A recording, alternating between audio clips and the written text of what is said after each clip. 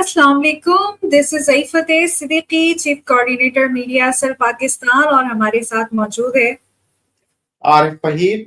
Hello everyone, and I'm the coordinator of Media Cell Pakistan, and today we are bringing an exclusive show regarding Israel and Palestine, and more so on the Israel and the issues related, and issues related to Israel, and the issues that basically integrated or integral parts of with the state of Israel, basically. So today we have two special guests, and I would say very, very special guests, since this is a very exclusive show that we are going to have today. So our first exclusive and very special guest is Mr. Orya Maqbool Jan. Can we? Assalamu alaikum, Orya Saab. Ji, walaikum warahmatullah. Welcome. Thank you very much for calling, Ji. Thank you very much. No, thank you very much for sparing your precious time for our show. So thank you very much, and Jazakallah khair. And our next guest is Rabbi Dovid Weiss from US. Shalom, Rabbi Weiss. How are you? So thank God, alhamdulillah. Thank you. It's a great honor and privilege to be on your show. And thank you too for sparing your time to join our show. So with the permission of Mr. Orya Jan, I would like to start the show with Rabbi Dovid Weiss. If he would share his thoughts on the state of Israel, keeping it generic, and we will get to the details in a little bit. But I would like to start the show with the thoughts of Rabbi Weiss on the state of Israel. So please go ahead. Okay, so first, with the help of the Almighty, I pray to the Almighty to bestow upon me His truth, His wisdom, that I may be worthy of conveying His message, and so, inshallah, sanctify His name and bring peace to the world. Amen. Again, assalamu alaikum. It's really humble to be on such a broad program. We hope that the result of this broadcast will be that it will awaken around the world, and it will go viral, and that the world should understand that many of the international world have been conned, have been duped into believing that we have a religious conflict here, and that the ones opposed to Israel are opposed in some shape or form against Judaism, the Jewish religion, or the Jewish people around the world, and therefore it is unrectifiable. It's a conflict that requires international intervention to stop the people who are so-called anti-Semitic against Jews, and that it's a terrible crime, and the evil ones are the ones who are opposing the Zionism and the state of Israel. The Zionism is the ideology behind the state of Israel. But in truth, this whole thing is a sham. This whole portrayal, this whole narrative is totally false, and it's in and of itself, it is the evil, it is the essence of evil, it is the cause of this quagmire, so many tens of years and more of I'm sorry, and I apologize to interrupt you, but you said this is a sham, right? So Yes. could you please elaborate on why you think that this is sham? Yes. So, well, with God's help, give me a minute, please, and I'm Oh, going right. to explain. Yeah.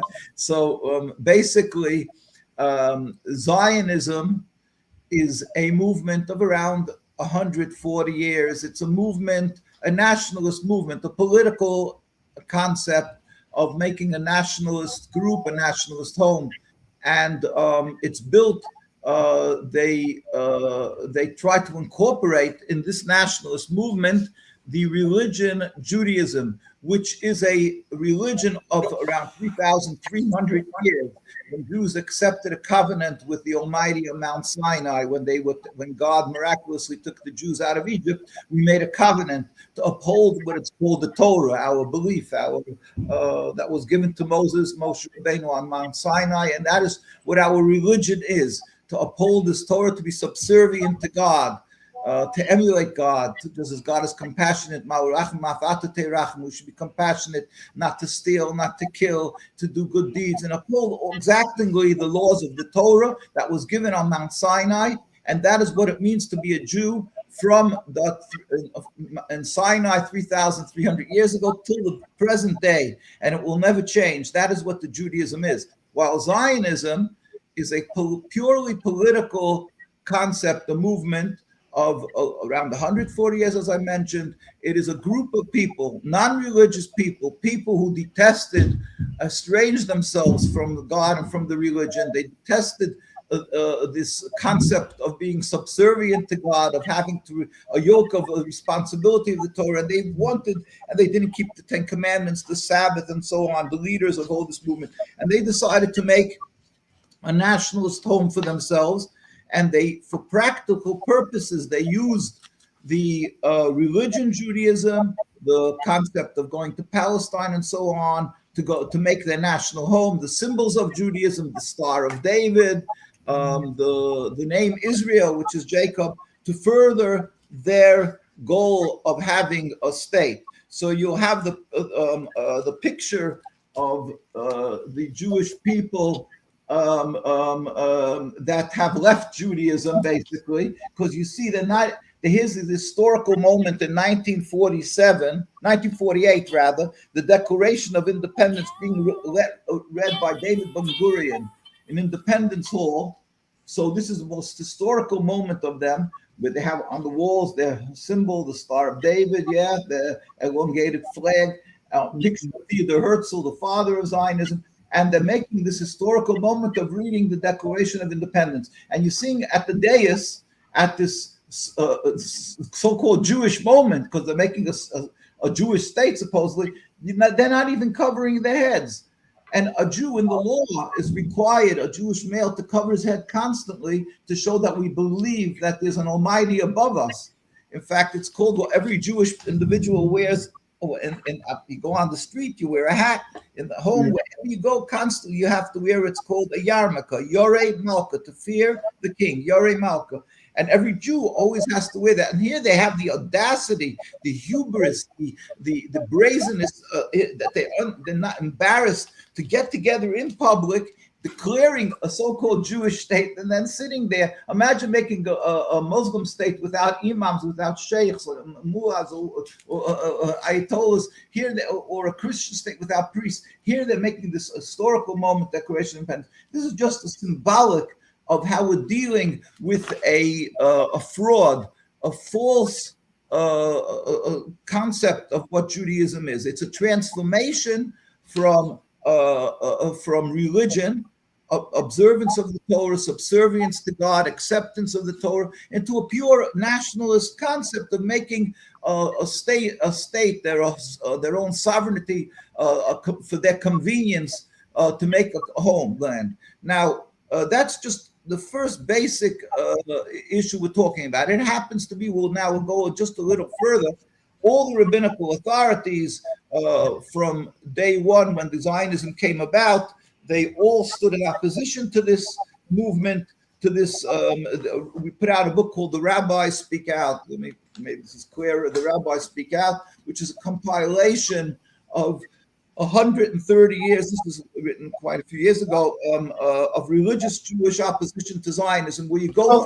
So is it true? Is it true? And do you agree? If I would say that these Zionists basically hijacked the Judaism religion or Judaism. Exactly. Yes, they attempt to hijack the Jewish religion, but the leaders around the world, who's a religion. When you talk about the Muslim community, you would logically understand that the leader of a Muslim community will be their religious leaders.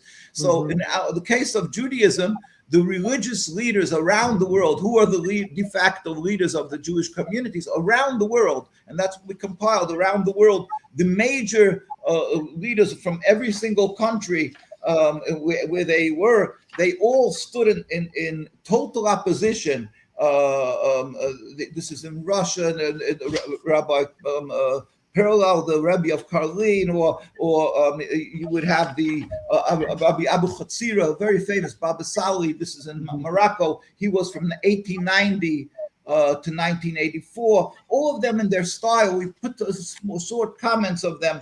How or the Rabbi Yosef Yitzchak Schneerson of Lubavitch, 1880 to 1950. Everyone in their style wrote the most vehement opposition and objection to this concept of Zionism. Now, let me just explain, therefore, why the Jewish world, it was totally unacceptable, this concept of Zionism. Let me explain why it's called Zionism with God's help. Zionism means, Zion is Zion. And it would be pronounced in Hebrew, not Zion, or Zion. Zion means the city of David, means basically Jerusalem. And it is because this group of people decided to create their national home in Jerusalem and in Palestine that they started being called Zionim, Zionists. Now, it happens to be that the Jewish people, our whole and entirety of what it means to be a Jew, as I said, is to keep the laws of God, to be subservient.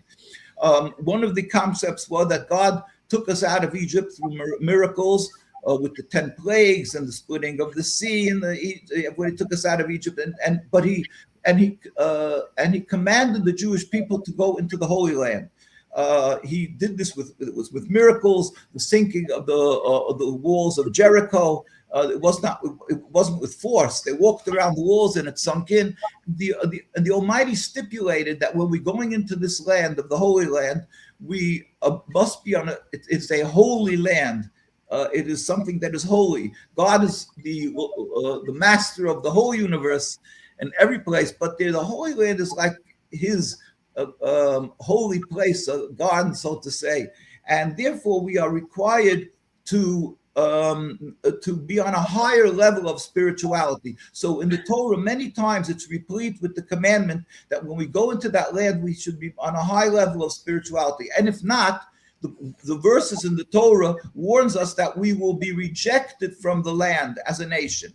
So we went in as was required by God. And by the way, anybody who accepted not to worship idols were allowed to remain there. Yeah. Let me just finish. They were allowed to remain there in the land as long as they didn't worship idols. But the ones who worshipped idols were told they couldn't remain there. The ones that we went in through miraculous happening by God, and then later King Solomon built a temple for God, which was as God commanded it. Now, King Solomon himself warned the Jewish people in a prophecy that he wrote called Shir Hashirim, the Song of Songs, that's the name of the book, where he warned Jews that there will come a time that if we're not going to be on that high level of spirituality, not such terrible sinners, but not on that level that's required, and we will be driven from the land.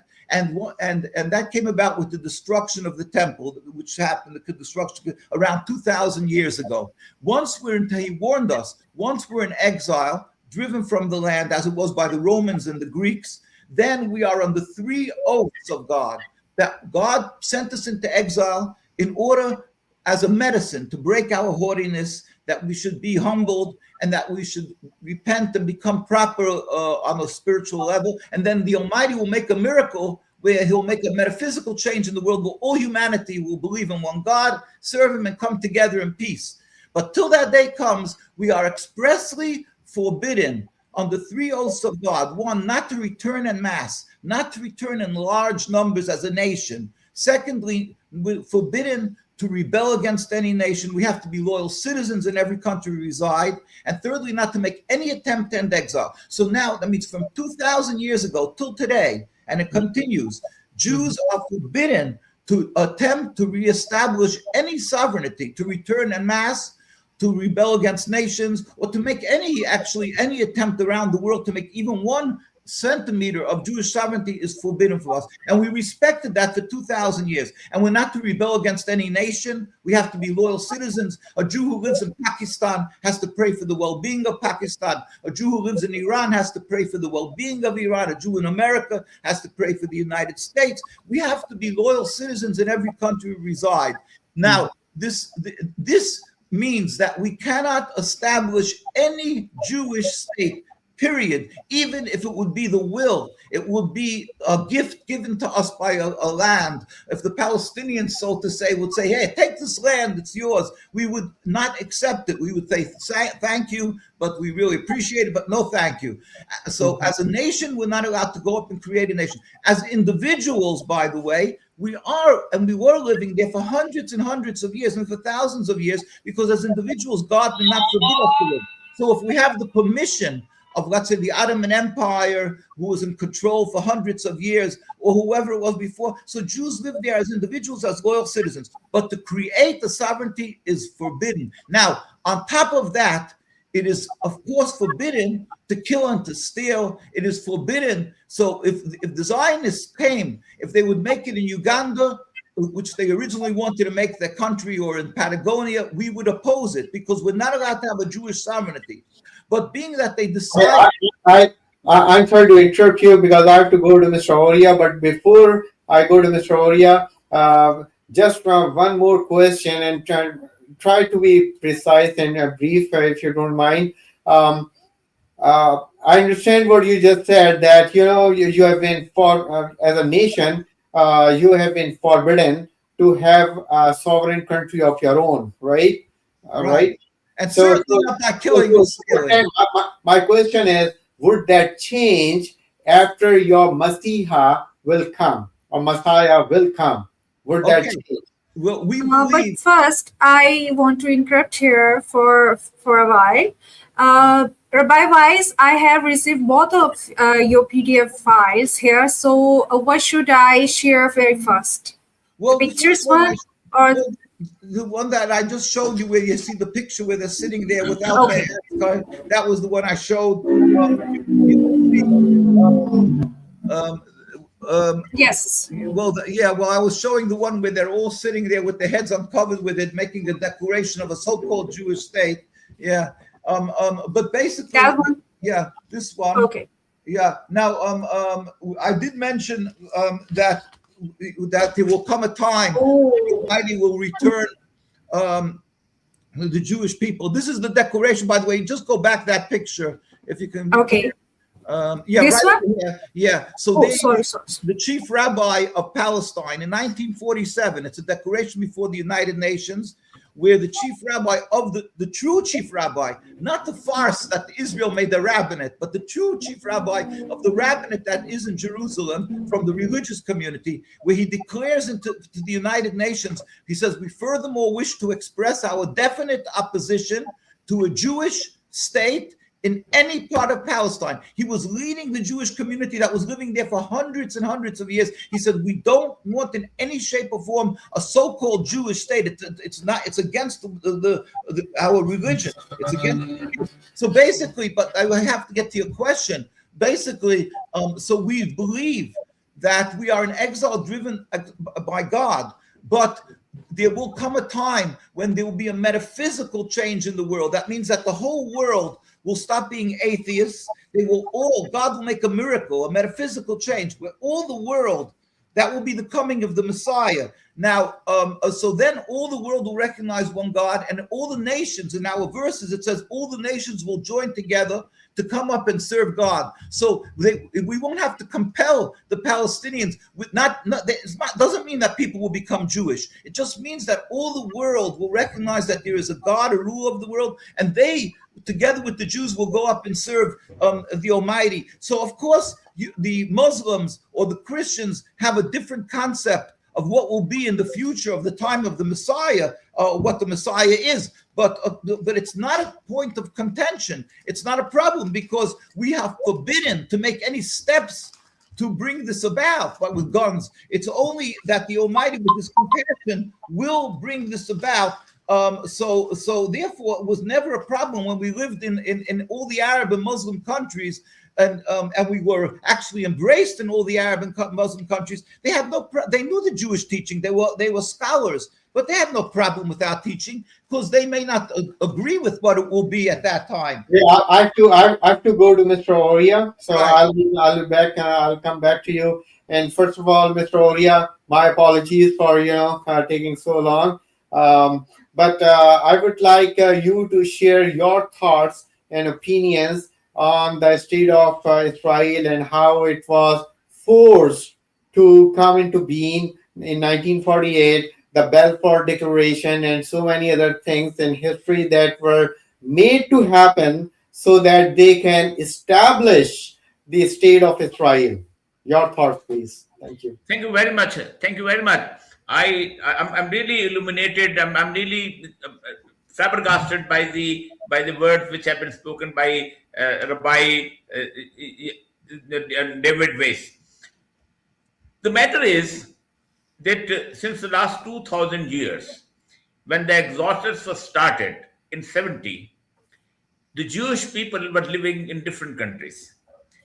And there is a history of atrocities faced by those people, by Russians, by the Polish, by even right from very beginning, 1492 of Isabella Ferdinand in the Spain. There is a history of that. The Zionist movement was started in retaliation of that, and 1897 or 6, the first Congress, which was considered as they wrote the protocols of Zionism. Okay, leave it. But after the Balfour Declaration, this is the picture of 60 people who went to Tel Aviv along with the Rothschild. And Rothschild have in his hands two different 60 names and 60 plot names. And they established 60 homes in 1 year, one synagogue, and an institute for language, Hebrew language. And they established in 1 year. In Tel Aviv, the main boulevard is the Rothschild Boulevard. This happened in 1916 or 17 after Balfour Declaration, just after one. The other thing is that in 1901, this Jewish National Fund was established. And this was established in the United States of America. And the main purpose is a very benign sort of purpose. Undertakes the projects of aforementioned and land rehabilitation in degraded areas, invest resources in ecological and environmental programs to combat desertification and all these things. Very, very benign sort of thing. And all other funds were established. This happened on the political scene in the Jewish community, and the entire Jewish community was participating in it. The main thing was, if you go into the streets of Israel, you can find like this: Messiah is on the way. Messiah is here. This was basically the slogan given to those people that one day the Messiah will come and he will rule the world from the throne of the David. These were the thing is, the Jewish community, which has the knowledge of scriptures, knowledge of Torah, knowledge of Talmud, rabbis who were teaching all these things, were they predominantly subdued by the political community of the Zionists? One question. Because I don't see any voice at that time heard in the newspapers, in all other forums of the world. In 1848 and 1849, 48 and 1854, two American exhibitions, naval exhibitions are on Palestine. But British took over the area of Palestine. And from 1916 to 14th May 1948, Jews have been coming from Paris, from Hungary, from the Poland, from Germany, from America, and they have been settling over there. And when they found that they have an ample population, when David Ben Gurion came along with the people from Europe, and they developed a concept which is called the Congress Light of Thing, and said, okay, today the land of Israel is ours and we are here for the promised land. You said there's no promised land. I agree with you, because one thing is. Second thing is the Jewish fund is there, funds are coming. Number three, the international community, the entire international community is basically there. And international community is there to you to fight your blood and our blood, Muslim blood and your blood. Both is basically flown on the floors, and the international community is happy. They sell weapons to you and they sell weapons to us. But the voice, the religious voice, which you have said, and I'm really amazed, such a big voice and such a big religious voice, whereas the entire youth, which is in a dream of one day, an international government will be established, and the Isaiah prophet, all this. The second question is why your voice has been subdued. Number third, last question. If What it is a promised land, the second question is that why your voice has been not that much, right? For international fund for Zionism. And third is, they say that this is a promised land for the people of Israel, the tribes of Israel. Look, Netanyahu's great-grandfather is from Hungary. Is he from Israel? David Ben Gurion's great-grandfather from France. They are all Europeans. Sometimes they can say, are the land is promised for these people who are basically in all origin, their blood, their genetics, their DNA is European. How they can claim that in 2000 years, their great-grandfather was here, where they have all the DNAs, everything. They are either from the Brooklyn. So that is the question: is it the promised land for them or for the Bani Israel? Right. Okay. So with God's help, let me try, and I hope I address all the issues that you've mentioned. So first of all, you held up a sign about the Messiah is here. The Messiah is here. That sign is not the movement of the normal Zionists, the JNF, Jewish National Fund. These guys were heretics. They declared their, at the beginning, at least, their total rebellion against God. We put out a book called The Traditional Torah Opposition to Zionism, which is a compilation of a lot of documents. It's just, again, it's just a compilation. And let's say Vladimir Jabotinsky, he was the father of revisionist Zionism, the mentor of Begin, Menachem Begin, a prime minister. And he stated unabashedly in an article he put out in the Haaretz magazine, which is a newspaper that's well known, Haaretz, but it was in 1919, the time that you're talking about. And he stated, in the national home, we will announce that those Jews who have on themselves the rust of exile, they refuse to shave off their beards and the earlocks, we call payos, will be second-class citizens and not have the right to vote. Jews who have beards, like the symbol of a religious Jew, will have not have the right to the vote. They wanted a totally secular. They wanted to wipe out the religion, gut Judaism, take God out of the equation. So this was not a question of Messiah.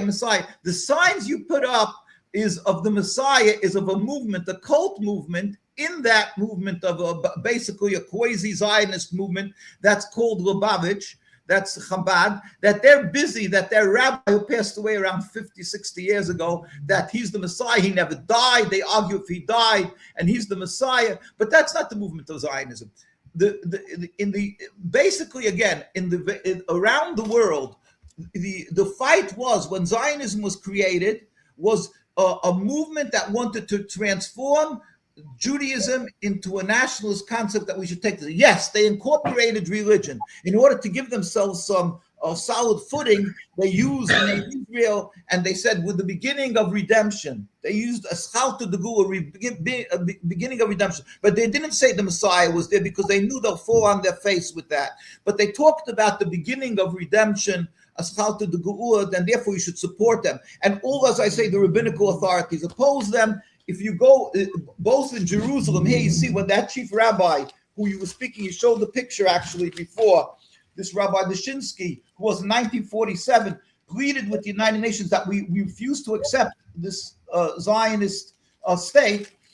When he passed on, you could see the tens and tens of thousands of people in Jerusalem. And this is ongoing. There are demonstrations on the streets of Jerusalem where they fight. Till today, the very religious community says this is un-Jewish. It's unacceptable. And here you can see, by the way, in Washington, D.C., when Netanyahu came to visit, here it's President Obama, you see our Jewish people from the United States in the tens of thousands demonstrating outside of the White House, because invariably, around the world, the communities that are true to the Torah, that are true to Jerusalem, true to Judaism, whether they be in Mea Shearim in Jerusalem or in New York City, right across from Manhattan, Brooklyn, Williamsburg, Brooklyn, or wherever it may be, or in London, Stamford Hills, that's like a Muslim area with a Jewish area, wherever you will go, the very religious refuse to accept Zionism and the state of Israel's its existence, because we're forbidden to kill and steal. We're forbidden to have a Jewish state, and on top of that, by the way, as you mentioned, by the way, Jews lived in every Arab and Muslim country also, and I mentioned it because as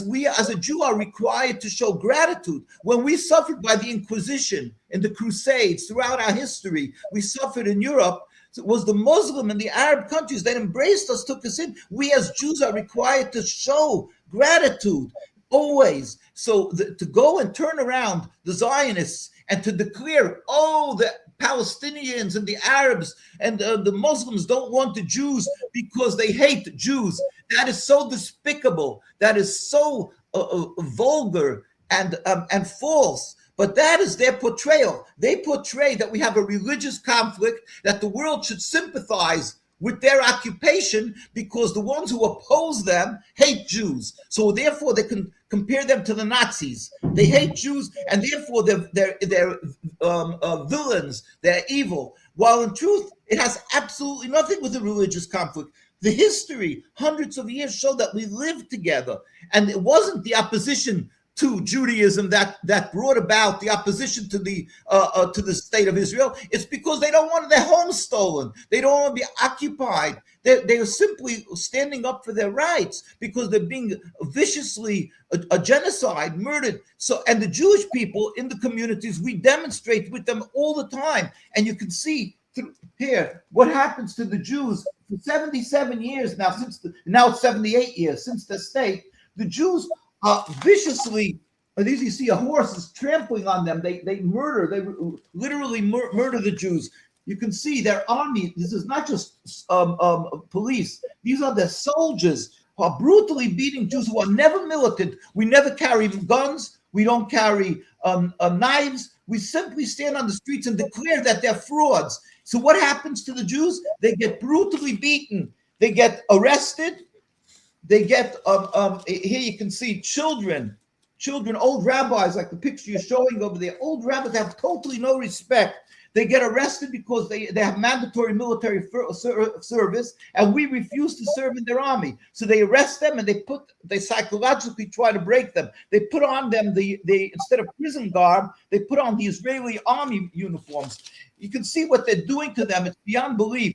They gas them. They gas them with this, which people became aware of, that they use gas when in Columbia University, we were there. In Columbia University, they sprayed a few students that became sick. It turned out it was the Israelis who did it. They do that for 77 years. This is part of their warfare. They spray the Jews. That makes their clothes stink. You can't, and they get sick. This is their warfare against the Jews for 77 years. So we stand in opposition. The JNF, you are right. The JNF was created by the Zionists, and all our rabbis we're talking already before even they made the state. The Jewish rabbis, here you see in Rabbi Yisrael Meir Cohen, every religious Jew knows of this rabbi. He was a codifier of Jewish law.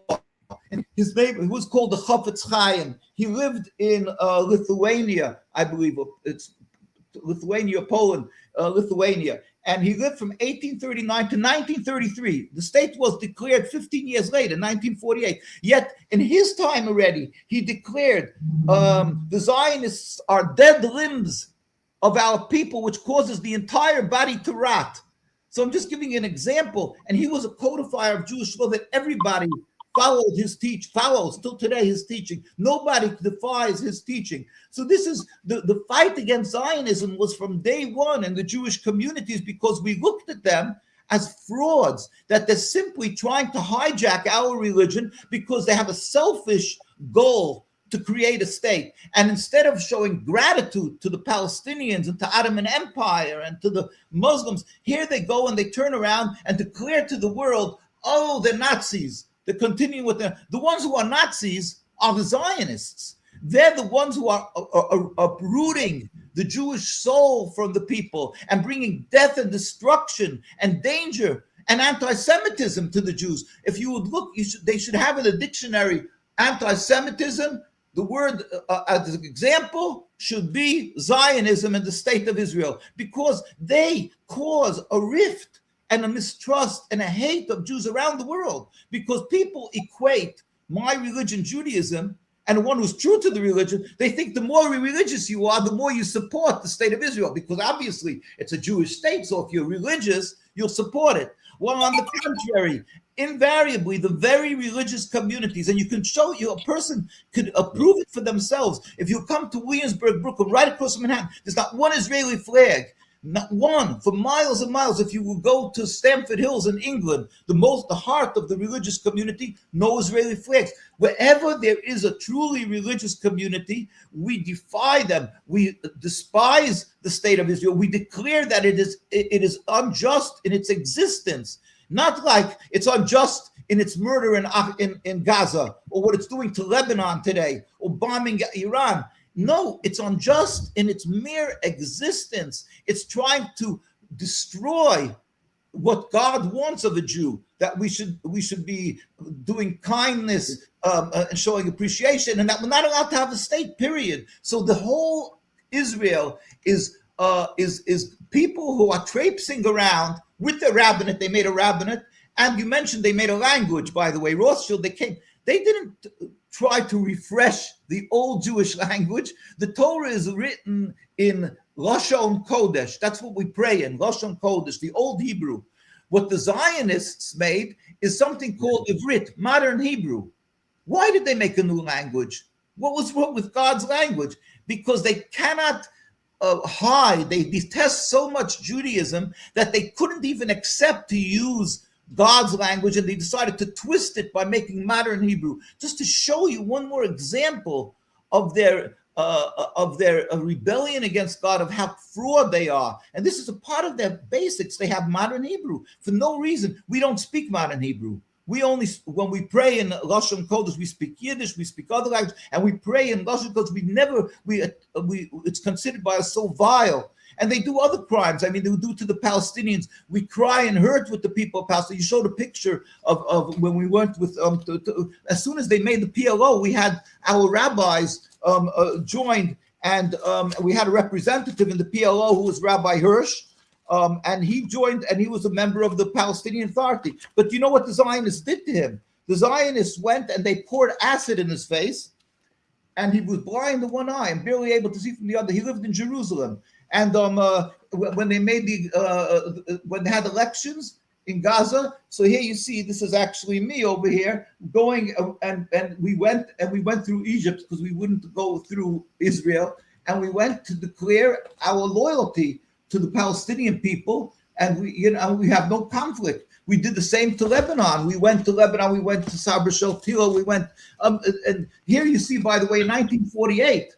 This is one of the chief rabbis in the old city of Jerusalem. Again, people don't know this, but in 1948, the history was that the Jordanians took over the community, the Jewish community in the old city, and they protected them through the war. They didn't slaughter them. They protected them. We have many narratives about people who lived amongst them, how they said if a child disappeared, they went and they searched, they brought milk for the children, they took care of them. Here you see the Rabbi Betzion Chazan, who is from Sephardic lineage, because there's Jews from Middle East, there's Jews from Europe. He was from the Sephardic leaders. He went out with a white flag to the Jordanians to give over the community to the Jordanians, and the Zionists threatened the Jews who didn't want to go with them. They threatened they're going to kill them, and they shot at him, and he lived his life with a bullet in his leg, and they assassinated our rabbis. And this is our history, but we were under the Jordanians. Then the Jordanians, after the war,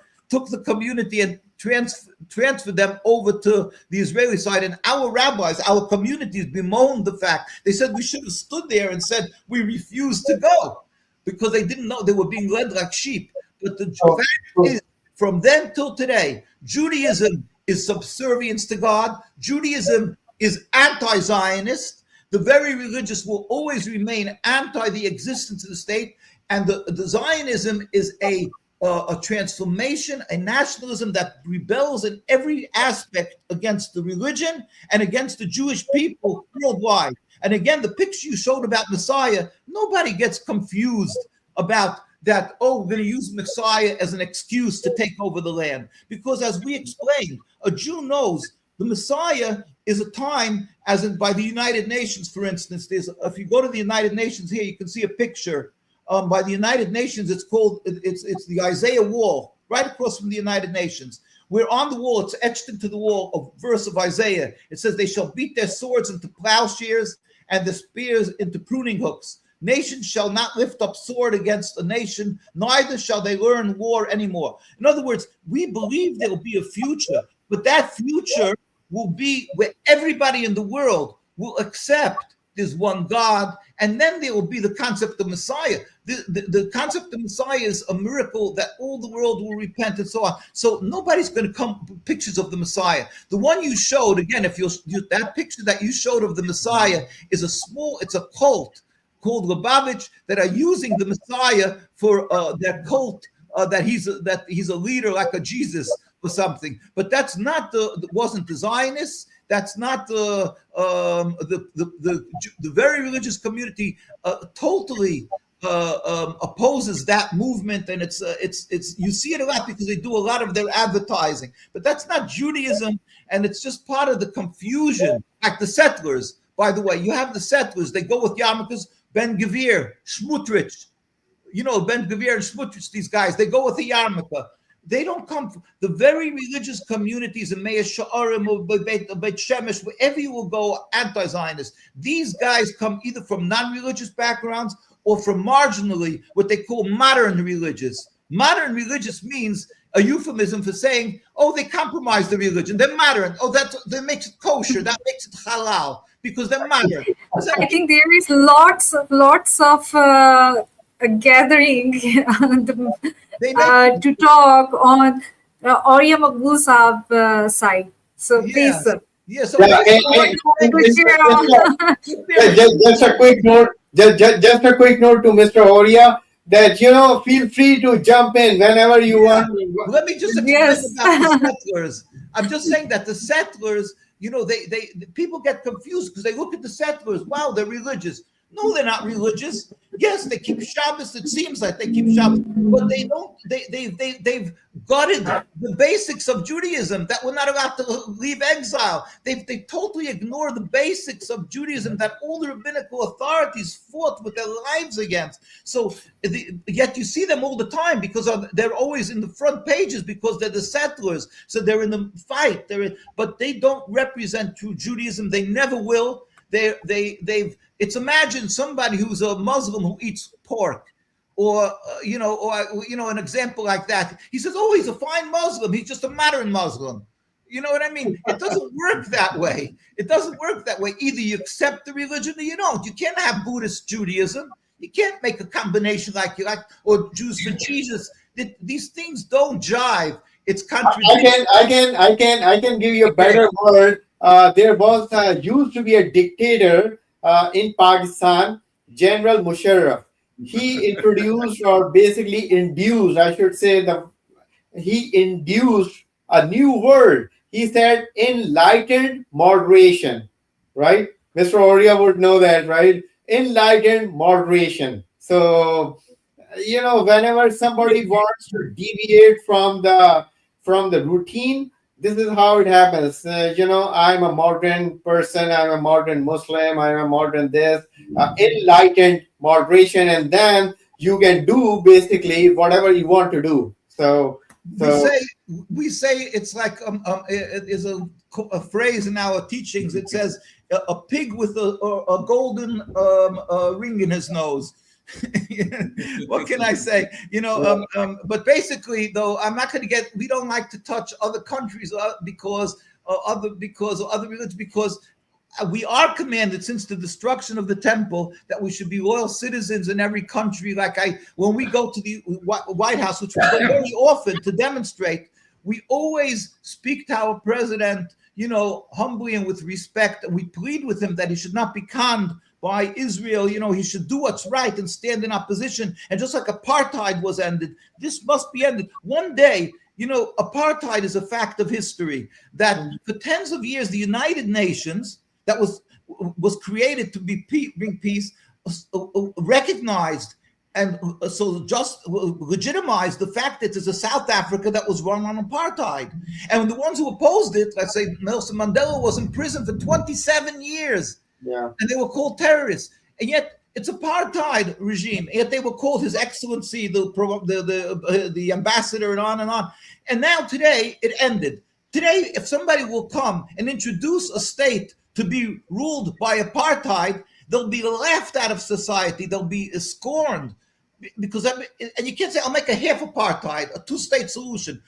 I'll make it half apartheid, half not apartheid. Everybody will laugh at you because today everybody knows apartheid is wrong. But for tens of years, that's the way it was ruled. And it was with the United Nations, and there was flags of every country, including South Africa. And today, everybody in South Africa obviously will never accept such a thing, or the world won't accept it. The same thing is with Israel. They are recognized by the United Nations. The United Nations was created in order to bring a peaceful solution to world problems. And yet they ratified the state of Israel. So just because they ratified it, and it's the world governance, and it's the world, respected leaders, that does not give it credence. It is still the same, just like apartheid. It is an illegal occupation that's a fraud. It's built and predicated on that God gave the Jews the land. Yes. So it's fraud. Sir Orya, what you want to add on it? I think I agree to Mr. David that Jewish community, I have visited Baku's Jewish community, the mountain village community, and I also visited the Brooklyn Jewish community. They're very religious, very religious. The problem is not with us. The problem is with the Jewish people. They are being represented by Israel throughout the world. If there is an anti-Semitism, the Prime Minister of Israel say, look, the Europeans, they have not yet forgotten the periods of 2,000 years when they were killing Jews, they were having atrocities. They are represented They are represented by the Israeli government, and they are the sole representative. They have they have got what you can say the trademark that they are the Jews. They've got the registration that they are the Jews. So that is the most problematic thing. The second thing is about the Zionism. The problem of Zionism is with you and with us also. They have taken over the media, the entire media. Your voice cannot be heard anywhere in the world, and my voice also cannot be heard anywhere in the world. I have a book. Look what a coincidence that in 1911 and 12, in the same Michigan city, there was a person whose name was Henry Ford. You must be knowing the man. And his the famous magazine, the magazine was name was Dearborn, Michigan. He wrote for about 2 years about all these Zionists. This is a book of his four basically books, and he actually wrote a lot. It's a 2,000 pages book about the Zionism in United States of America. And he told, a day will come that Zionism will rule the United States of America. And through United States of America, it will rule the entire world. And they will actually squeeze the common man of the United States through media and through money. And both have done. Through media and through money. And now they are writing the articles. A day will come that will close the Wall Street Journal, Wall Street, not Journal, Wall Street. We took our laptops to the Jerusalem, which is now the United States capital. This only country whose capital has been shifted to the Jerusalem. In the occupied territory, non-occupied territory by the United Nations is shifted. So which means the problem with me and problem with you is the same. And the problem with me is that, and there is a force of Zionism which actually controls the world. Even Europe, anybody, he talks a little about Holocaust.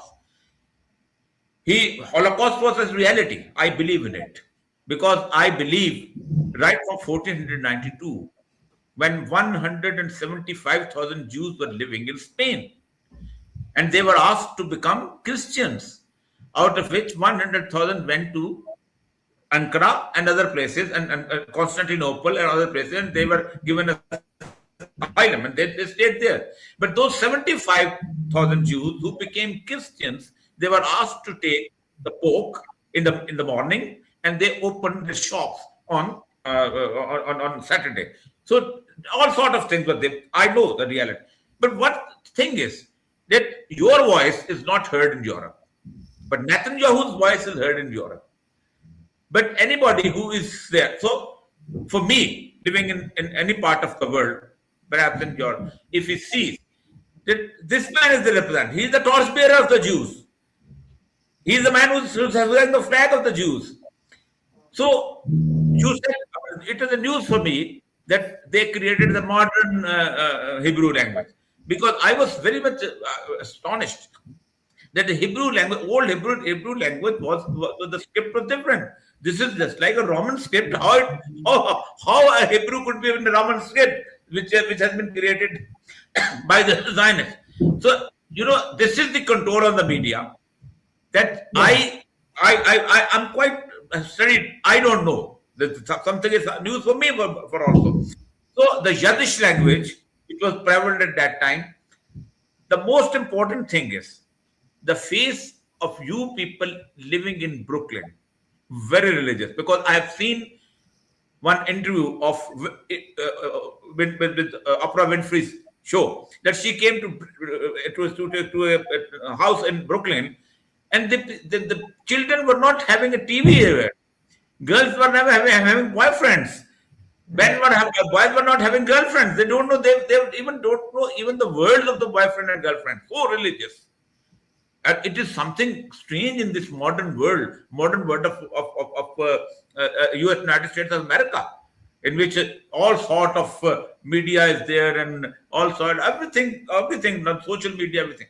So thing is that after listening you, I come to the conclusion, for both of us, you are misrepresented by a state which is having apartheid, and nobody is recognizing its apartheid.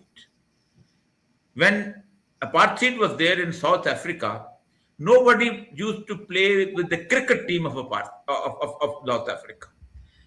People have a passport, boycott or written over it. We don't have, and we don't want to go to South Africa because of apartheid. Nobody recognized the apartheid of Palestinians. Everybody thinks, look what a word they are used.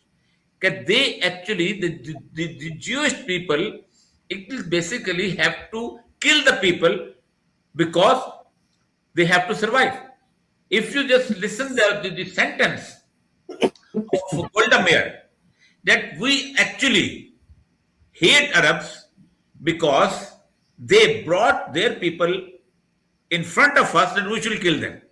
That's the Golda Meir word. This is something very strange. But wherever, whenever a small thing is published in Europe, in Canada, in Vienna, mostly in Vienna and Germany, anybody talking about against the Jews, Israel government will agitate. Israel as a spokesperson will agitate. The thing is how we can collaborate at one stage. Yeah. The entire people, the peace-loving people of the world, how we can collaborate. Yeah. So first, that is very important. Yeah, Because so- I think you must have a tour of the Muslim countries. You must have a tour of the Muslim countries. And I invite I you must to have a what? I'm sorry. I must have a what? a tour of the Muslim countries. You must start it from Pakistan. Yeah. Yes. Let me tell you something. So let me just give you a little a little encouragement, a little hope, not a little, but a great hope, because we have to always remember throughout history there were the Almighty, we call him, right, and all compassionate and so forth. He runs the world. We don't understand his ways. We don't understand when there's a tsunami, there's a plague, earthquake, and so many people die. We don't understand old age and person dies. We don't understand when a ruler who was a tyrant, a dictator, is given power. The Greek Empire, the Roman Empire, USSR, they did not permit a religion. Millions of people were killed. Millions of people were sent to Siberia if they tried to. But we don't give up, because we still remain and believe and know that there is one God, and the Almighty, He is the ultimate power, and that ultimately He rules. He allows things to happen, but He is kind, He is compassionate, and He does not countenance evil. And in the Torah it says, "Why are you rebelling against me? It will not be successful." We believe and we know that the state of Israel will one day be entirely ended, dismantled, ended, finished. It will not be there, because it is inherently evil. It is a rebellion against God in every facet, in every concept of it. In its existence, we can't have a Jewish state, in killing and stealing, in the uprooting of Judaism from the Jewish people. You go to Israel on the seventh day of the Sabbath, when cars are not allowed to go and there has to be rest. All the cars go and come. They totally, that's from the Ten Commandments. They uproot every concept of godliness. They're false. And of course they're killing and stealing and murdering and taking the homes from the Palestinians and from Lebanon and from Syria and from Yemen and from Iran. This will end. It will be entirely ended. In the Torah it says, God says, it's a verse in the Torah, "Why are you rebelling against me? It will not be successful." So they think they come along. They had the 6-day war. They had the Yom Kippur war. Then they had this and that. And they made the Camp David Accords, 2-state solution. Everybody said, "Wow, now it'll be peace." And I stood there when they made the Camp David Accords. We went to Washington. I had some colleagues in Madrid, and where it was, and I went to Washington, and we stood there and we spoke to reporters. We said, "We're not naysayers. We're very happy for every inch that's being returned to the Palestinians. But one thing you should know, this Israel even if they make peace with the Arabs, it will not remain existing. It cannot, because it's against God, the whole concept. They can't make a two-state and split and say they can steal half the land. The whole Israel will end. We still believe that. So take support in the fact that God is so many times stronger than all these big powers. It means nothing, these powers. One day they will end. This Israel occupation will one day, you'll turn around and you'll remember it as a bad dream. That's first of all. Secondly, yes, you are right that Israel, we accuse them of being thieves, of being charlatans. You know, they're killing, they're murdering, the occupation, the Nakba, the genocide, and on and on. But at the same time, we don't accuse them of being slouches. They're very successful in what they do. That doesn't matter. So the fact that the God gives the Satan, it's a satanic power. You can't understand why a satanic power should have power. The whole world is witnessing on their cell phones. Everybody sees daily, they see the murder of children, bombs falling on, eradicating whole, targeting of doctors, of human rights activists, of reporters, just simply because, why? It's clear, blatant. Why don't you want it reported if you're doing something right? And they target them and they lie through their teeth. First they say it's the Palestinians who killed them, and then they get caught in their lie, and they don't get embarrassed at all. They kill and they kill and they kill, and they don't stop killing. It doesn't, but that is the fact. It's evil. And as a human being, as we are required now, so especially as Jews, because it's being done in our name, we are required to speak up. And our chief rabbis, Rabbi Teitelbaum actually was a chief rabbi in the 1960s, and he moved to the United States. And there's large communities that are referred to as Kiryas Joel, that are followers of his teaching. And he urged his followers constantly, said, the cost of your lives, stand up and speak out. So we cannot say, because our voice is being ignored, because Netanyahu, the Satan himself, is standing there in the UN and declaring that God gave him the land, and that he, with this pious look while he's committing atrocities. It doesn't matter. You as a human being, and me as a Jew, we all, especially because I'm a Jew, double, are required to stand up and do what we can for the people of Gaza. I carry around the key that I got in Baja Barajna in Lebanon, that to show that they always remember, they want to go back to their homes in Jerusalem, and it will happen. There will be a day, just like apartheid ended, like the forbidding of religion in USSR. All these things end. So you're not to give up hope. You say our voices are not heard. Remember, 3 years ago, before the October 7th, that time period, remember, most people, a lot of people, were more supportive of Israel. That a politician should have the courage to speak up against what they're doing to the Palestinians was unheard of. It was a congressman called Finley. He put out a book. He lost elections because he spoke up. So the fact is, on the ground, that humanity is awakening to the fact that they're being conned, they're being duped and fooled by Israel, and they're starting to realize that the victims are the Palestinians, and I'd like to include the Jewish communities that are being oppressed under their control in Palestine. But our voices are being heard. We don't ultimately look for success in our actions. We look to God for success, because how powerful they are is a joke against God. But we urge everybody to pray to the Almighty to bring a speedy and peaceful and total end of the occupation in its entirety in the state of Israel, the Zionist state of Israel. At the same time, do what you can. Not everybody can stand up because of the brutal attacks of the Zionists, physically, mentally, and so. But do what you can. Try to pressure your politicians.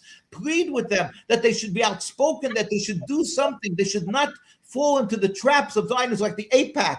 As you know, as in the United States, there's AIPAC, American Israeli Political Alliance Committee, that they put pressure on every politician, Republican and Democrat, from the presidents to the senators to the congressmen and on. And we plead with them that the politicians should do what they were given, a godly mission, because to become a leader is a gift from God, that they should stand up and do what they can. And many people are standing up today, much more than they were before. Many Jews, I don't know if you know, but in the universities in Europe also, and the United States, tens of thousands of Jewish people, professors, are losing their tenure. They're being thrown out of universities. Students are being thrown out of the United States. They're losing their ability to stay in the universities. It doesn't matter. Full of them are Jews, and we are standing. And people are taking up the courage, and they're not getting in some way influenced by the pressure that. Sorry, want to ask pardon that time is running out, but I want to ask with our both honorable guests that if you want to continue, because debate is so long and can't be covered in a single session, so if you both are comfortable, you both can continue for a while to extend the program, because 1 hour is completed. So if you both are comfortable, we can be continued for. Okay. And what about you, Orya?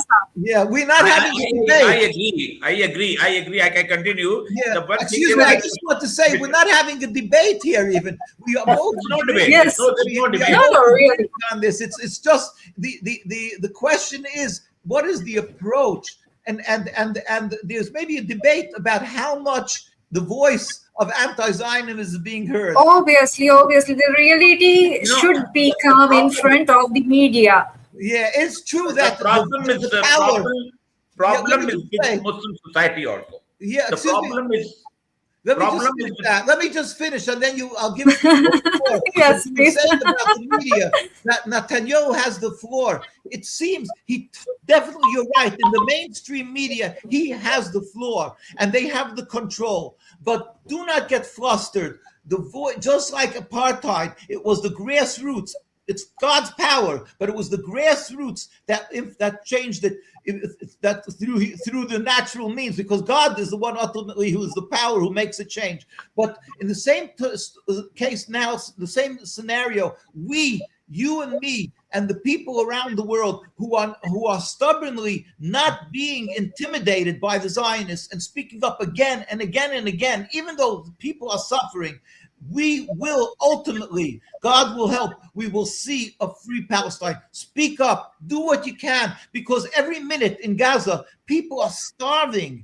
They're dying from lack of medical attention. They're dying mentally, psychologically. So we dare not be silent because Netanyahu can speak in Congress or he can go to the United Nations and speak. We have to do what my colleagues are trying to do all the time. Here you see this when he spoke in Congress. Here, our people stood there and always, we never let them get away with it. We stand out there and we decry them. We declare them charlatans, satanic, and we won't be silent. And you will see, God's help, we will go down in the annals of history of what we did right, and we will be successful, inshallah. Inshallah. I agree with Mr. David. The thing is that Allah is great, and Allah will certainly do the good for the people, for the entire humanity. This is something very good. The problem is with Muslim society also. In Muslim society, the Zionists and the Jews are the synonyms. They believe that they are the same. A lot of books have been written on it, that every Jew and the Zionists, they are the same, and they show that they are different. This is the problem with the Muslim society. That's why I said, because people like you must have more frequent tours and more frequent, between, you can say, talks like this, in which the people from the Muslim society and Jew people should participate. I have read a lot about Jew people, and I have read the Zionist also. I believe that the Zionism is a separate religion. And it's just like the religion of the Karl Marx. The Marx, I don't believe that Karl Marx's communism was not a religion. It's a complete religion. Secularism is a religion. They believe to implement certain kind of values in it. That's how the Zionism is a religion. And for that purpose, they have controlled the entire society, entire world in 100 years time, and we are all under their complete control. But look at the American society. In American society, the Zionist entire Zionism is in control of the money, the monetary institutions, and even the press, and some of the technology also, the industrial complex also. And they create a benefit for the nation that if you will have a war somewhere, if you will have a war theater, whether it is in Vietnam, whether it is in Gaza, whether it is in somewhere in Philippines or another place, you will earn money, and they have earning the money. And if you go deep into that, you will certainly come to know. And that's why I was showing this book, Henry Ford. Gave a list of those people who actually materially benefiting out of this major fight between the, if you can, I can show this book on there and you can see this. This is Henry Ford's book. Yeah, I have what to mention about him. Yes. So this man was silenced. The man with such a big, huge fate, money, everything. One of the few billionaires of that time, but his wife was silenced. So the problem is that at present, you are misrepresented by a person who is the Prime Minister of Israel. You are represented by a community which is living in Israel. But somehow, the push factors like this, that last year, 3,560 families, Jew families, migrated from different countries of the world and settled in Jerusalem. Construction is going on. Houses are being built. Houses are being bought. And there I have all the property tycoons who are buying the properties and selling it everywhere in every part of the world. This is something going on. Right. Whether they are all is being done in the name of the Jewish religion, and or in the Jewish community, or in the, because I heard a Jew rabbi, wonderful man. He was talking. There are three basically misnomers in Israel. Number one, they are the most chosen people of the world. Nobody else is a chosen one, and everybody living in Israel thinks so. Number two, they are the only people in the world against whom atrocity was done. Nobody else, not even Africans. The Jews were basically the people against whom the entire world was there, and they've been killed, they have been tortured. Only Jews have been tortured. Nobody else, they believe in it. And second thing Only is, Jews, I missed that. The only Jews that what? only Jews have been tortured. Nobody else. I'm tortured. Only. Yeah, It's the we who have been tortured. Right. Yes. The entire world is basically against us. That is the common feeling among the people living in Israel. And the third one is that the Gentile type of concept, on which it has been discussed over in this book also, that the entire the world, they are not like us. They are not intelligent like us. They are not social like us. They are not good in behavior like us. That is a feeling given by the leaders of the Israel to the people living in Israel. And they are basically underling a bad name for the people like you who have read the scriptures, who have basically taught, who believes in God, and who believes that it's basically the God who actually, after the major exodus in 70th century, they basically said you to, because in Quran, Allah says that وَقَطَعْنَاهُمْ فِي الْأَرْضِ أُمَمًا, that we have distributed it to you the entire world, their entire nations. So it is the God's will that you should be living in India, you should be living in Egypt, you will be living in America, but you should the nationalism. It is basically the Jewish secular liberal nationalism, and it's a new religion which has been created, or only a religion, original religion, the real religion of the Judaism. It can be a thing which could face this new type of religion, just like other small religions coming up in the world.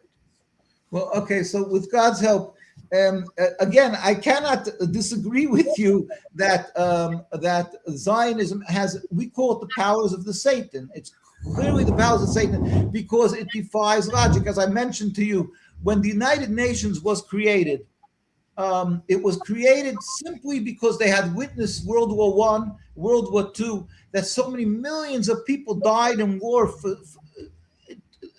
beyond words. So they decided they have to have a body of the people that to be able to adjudicate conflict on a peaceful manner. And one of the first things they did was to ratify the creation of the state of Israel, which means that they declared like a Jewish state, meaning that the other people living, the other populace, the indigenous population, the other citizens will be automatically, psychologically second-class citizens. How does intelligent people come together and declare in a land that it happened to be the majority were Muslims? The majority in Palestine were Muslims. You can't disagree with that. And the second largest community were Christians. And the third were Jews. If you declare that everybody belongs to one facet, that it's a nation of one religion, automatically there'll be tension, there'll be squabble, there'll be death and suffering, because you're creating a cauldron of fire by doing that. So the creating of the state of Israel defies logic. And it happens to be, like I say, ironically, the Jewish were the minority. The majority were Muslims. If anything, they should have called it a Muslim state, not a Jewish state. So basically, it defies. Why was it able to be ratified in the United Nations? It's the works of Satan. They should have made a free land of Palestine with somehow work a system of how to coexist.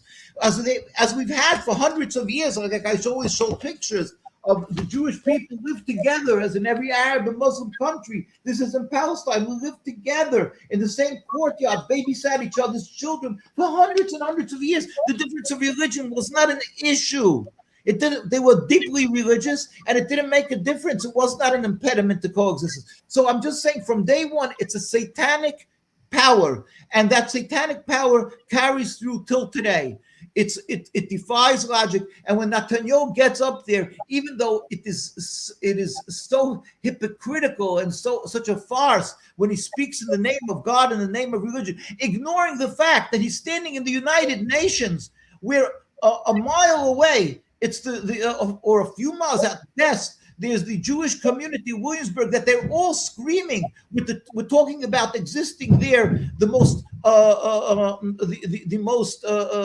hierarchical, the Jewish community that belonged from the dynasties of rabbis. The chief rabbi of Palestine himself was living there, Rabbi Teitelbaum, and all of them decrying his statement, declaring him persona non grata, is not the word, but decrying him as a falsifier of the facts when he speaks about the Bible. So the fact is fact.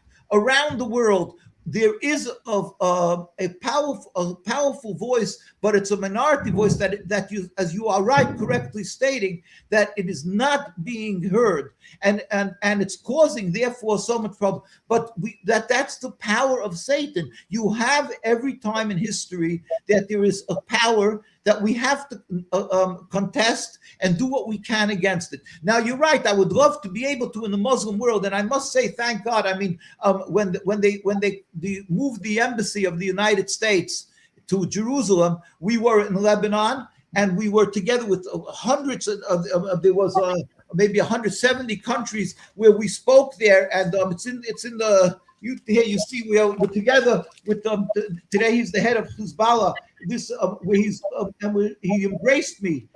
This is Naim Kassin, and he embraced us, and we declared, that they have absolutely, that Israel is not a right. And he said he's not against Jews, but Israel has no right They have no right to occupy and so forth. And then I was invited, and we spoke. We met the group. We went a group of rabbis to Egypt, and the Grand Mufti of Al Azhar University. They also convened from 170 countries or more, and we were invited to speak. And they also declared, we're not against Jews, they said, but this is unacceptable. So there is a voice, and we try, and we are very thankful and grateful when we are given the opportunity to go, to major gatherings or wherever we can to educate. But the fact is fact. I had a great rabbi. His name was Rabbi Becker, blessed memory. He always used to say, 1 + 1 is 2.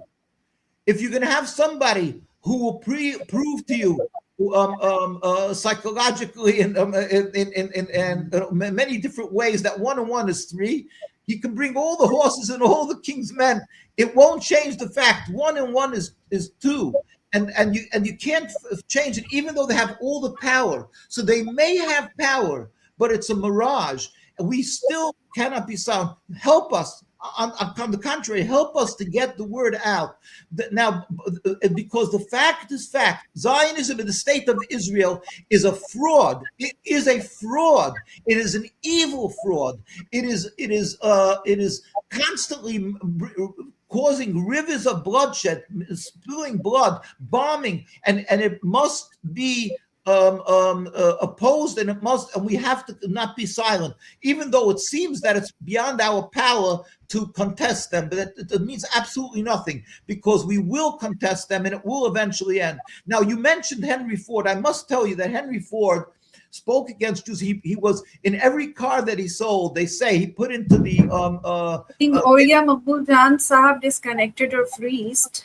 What? So we're getting disconnected. Orya Maqbool Jan Sahab, I think.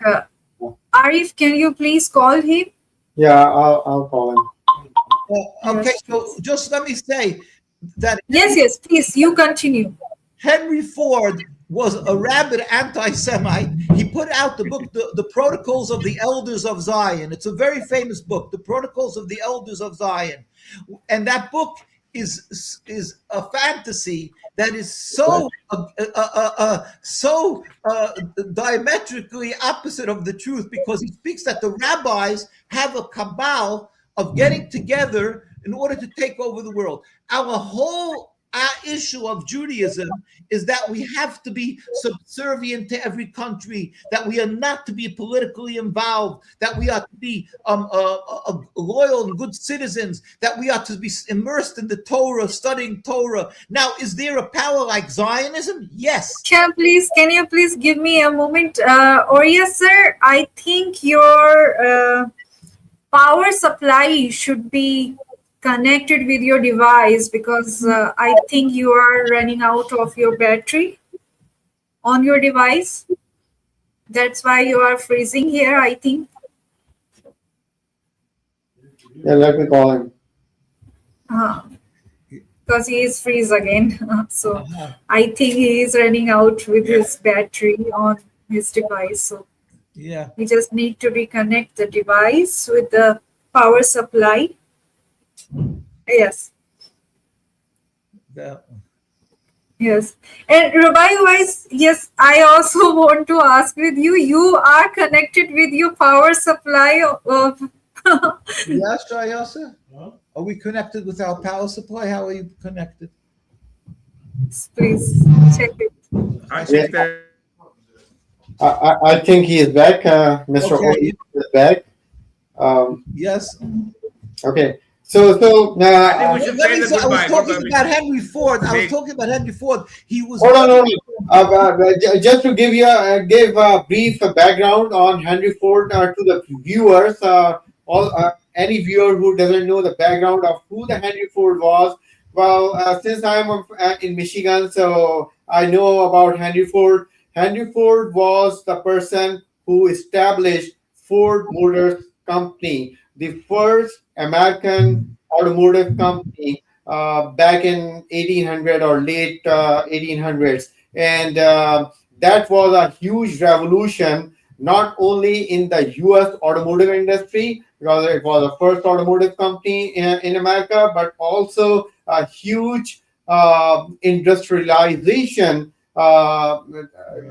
It sparked basically. It sparked a huge industrialization around the world, in Europe, in US, even in Asia. So Henry Ford is that person who basically set that up, and so that's a background on Henry Ford. Yes. Yeah, he was. Yeah, like you say, he made the first like assembly line to make cars. Although Yeah. there was cars before him, so he was very. The world changed with him, but he was a rabid anti-Semite. In every car, they said that he created, he would put into the glove compartment, or people, I don't know if they call it the boot in England, and he put in the copy of the protocols of the elders of Zion. It had absolutely nothing to do with his business with Right. cars, and he would put it in because he was a rabid anti-Semite against Jews. Now, again, I want to explain. And since you are Palestinian, or recognize yourself as or identify yourself as Palestinian, so let me tell the viewers that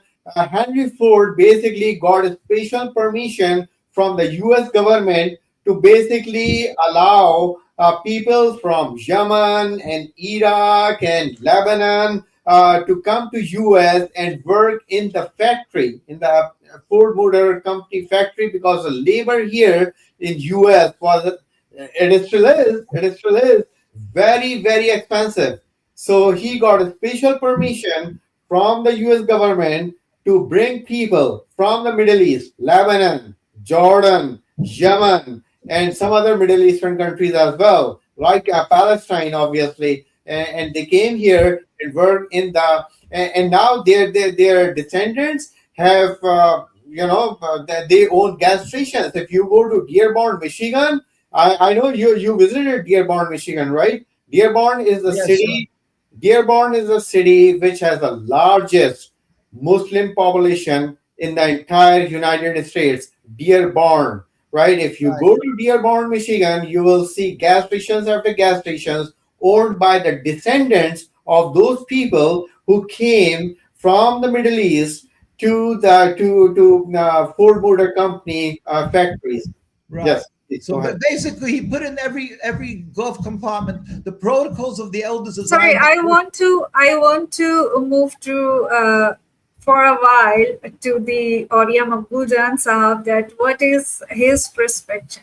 Yeah, Yes, sir. let me just finish those. Okay. Basically, that book says that the Jewish rabbis want to take over the world, which is totally against what Judaism is, that we should be loyal citizens and that we shouldn't be mixing in politics. So the whole thing is a fraud, but that was his attitude in that. But anyway, basically the word out. So unfortunately, there is a concept of anti-Semitism, but Zionism comes along, and they come and they in order to further their control, their occupation, so they want to use Judaism, that you should not be able to attack their Zionism by calling it anti-Semitism. In that way, they exacerbate anti-Semitism, and they confuse two distinctly different things of being anti-Jewish or being anti-Zionist. And who suffers? The religious Jew. We suffer because of their atrocities. People think that we support it, so they are the worst anti-Semites. And by the way, of course, I'm going to let you go over to, but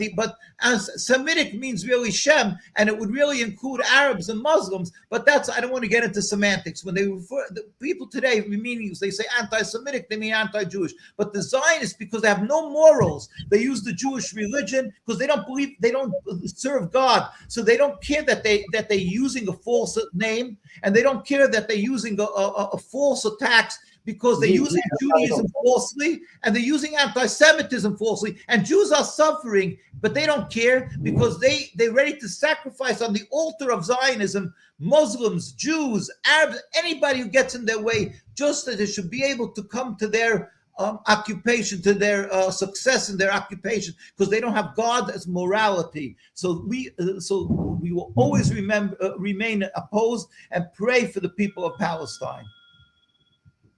Yes, and Orya Maqbool Jan Sahab has disconnected. 1 second. So let Arif talk to him. What happens with him?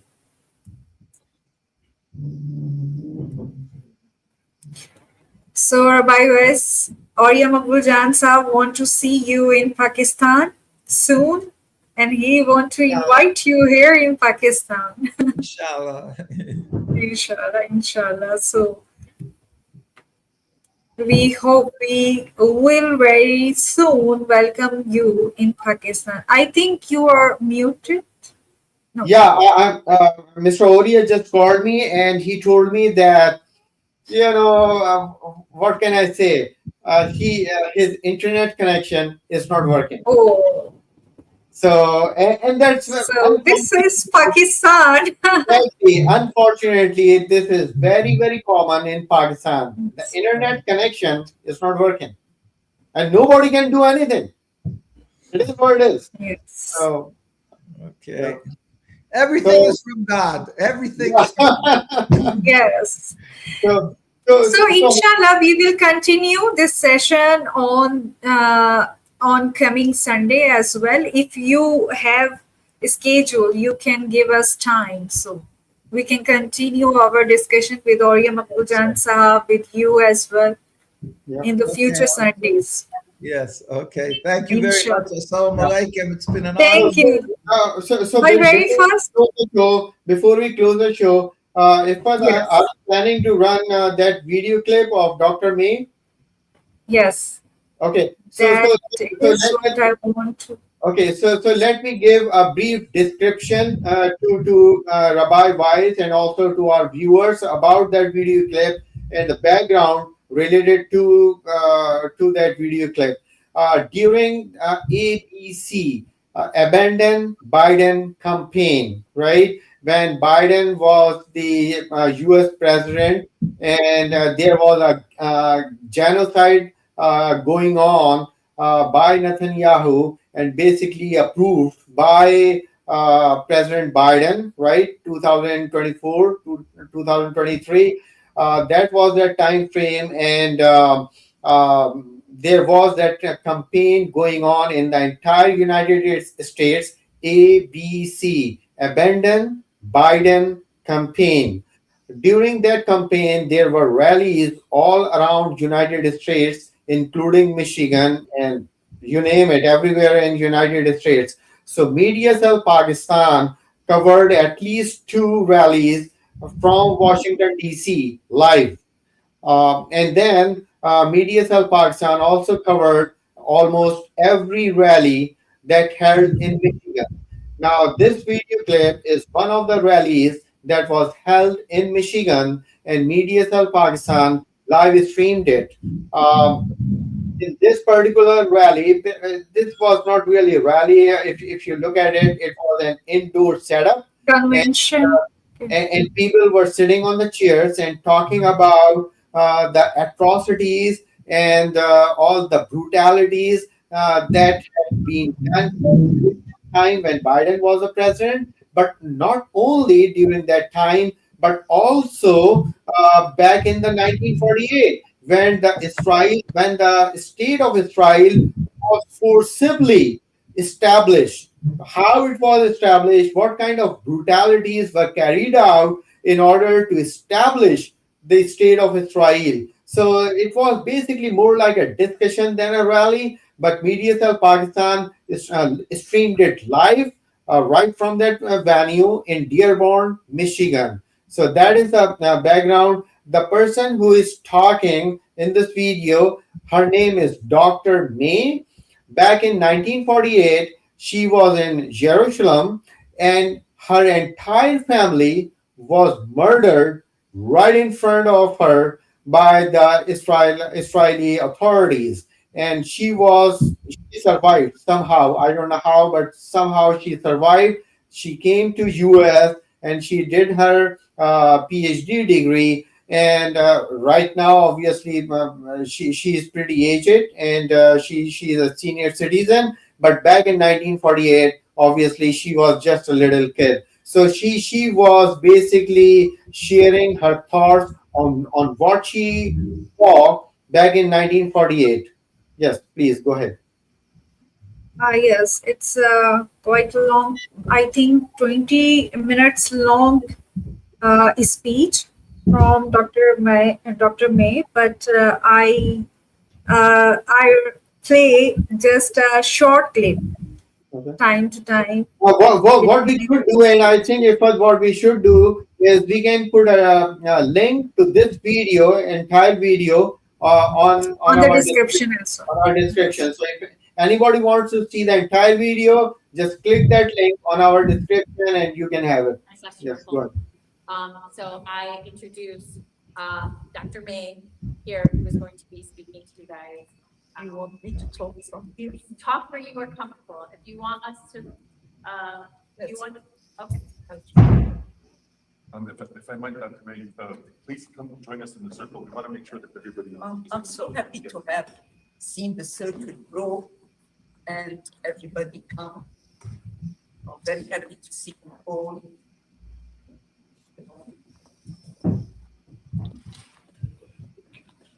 None of you have been my student at Wayne State, but I taught for 30 years there.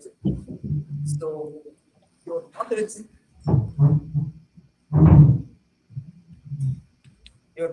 might have passed through me. I am a Palestinian, good, both sides, all sides, and my heart is very Palestinian. I am voting uncommitted, so that Abbas feels at ease now. I'm not the only survivor here. My friend came to visit me. She is also a survivor of the Nakba. She was born in Jaffa. I was born in Nazareth. You know where Nazareth is? My family is related to northern Palestine. My family goes back to the 18th and 19th century from the period of Zahir al-Omar. I'm a historian. I'm a social historian, so history was always very important for me to know where people come from and how significant is the links. So I feel very strongly related to northern Palestine.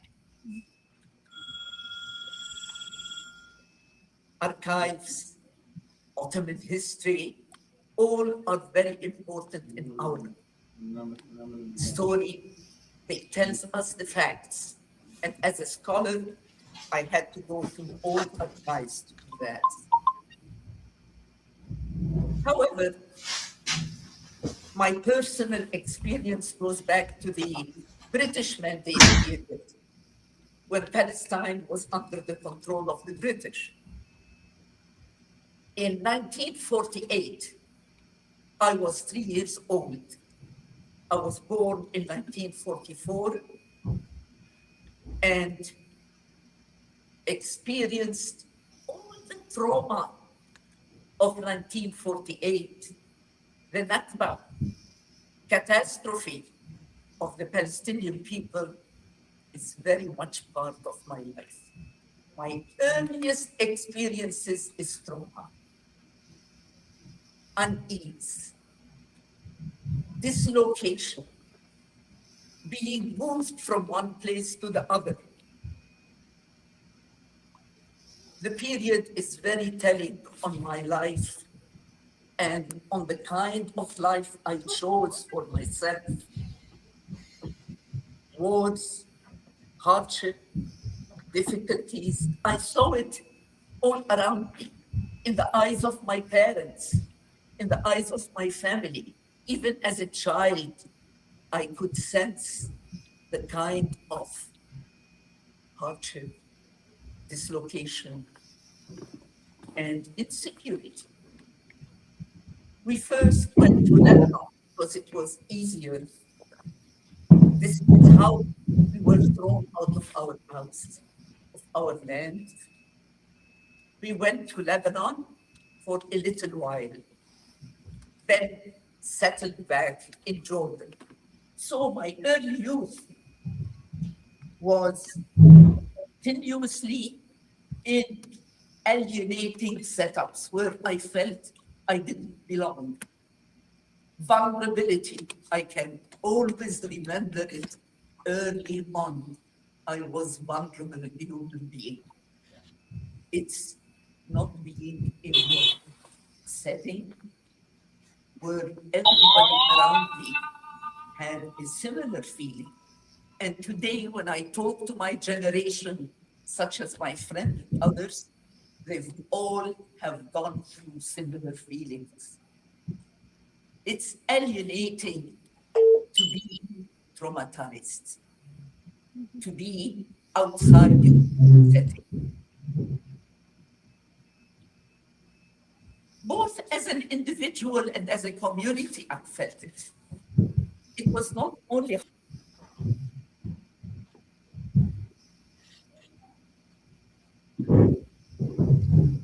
Yes, I think you are muted. Ifat, I think you are muted.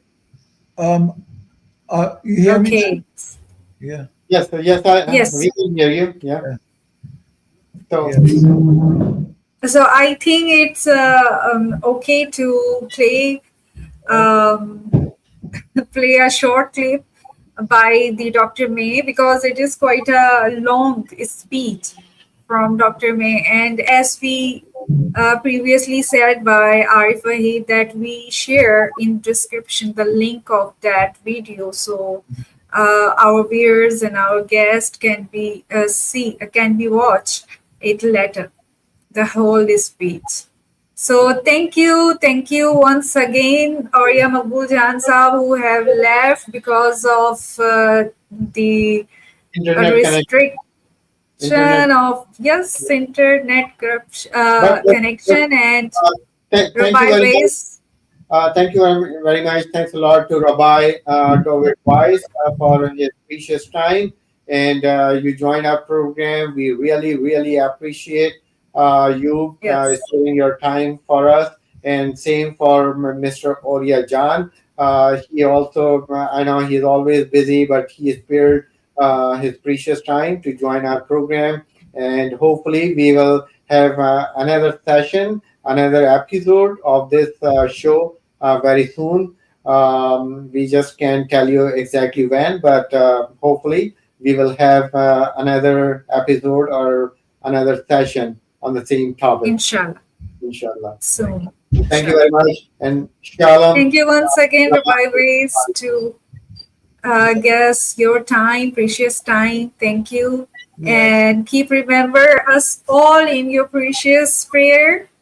Thank So you. now, And spread the word, please, to the people of Gaza and in Palestine, around the world. Many, many, many Jews. We cry, we feel, we constantly worry, and we pray to the Almighty, and we go out on the streets that God should help, inshallah, free Palestine. inshallah. Inshallah. Please. Inshallah. God willing. Inshallah. Thank you. Bye. Thank you. Thank you. Allah Hafiz. Allah Hafiz. Bye. Shalom. Yeah.